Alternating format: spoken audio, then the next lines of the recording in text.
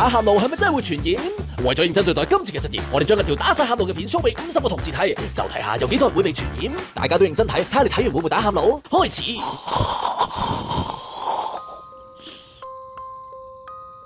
想睇我幾時打喊路？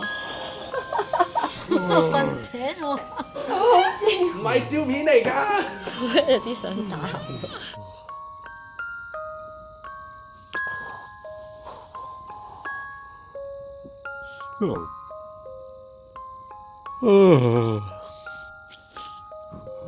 有冇打喊路啊你？我打咗3個咯喎已經。慢慢就開始有呢個表現。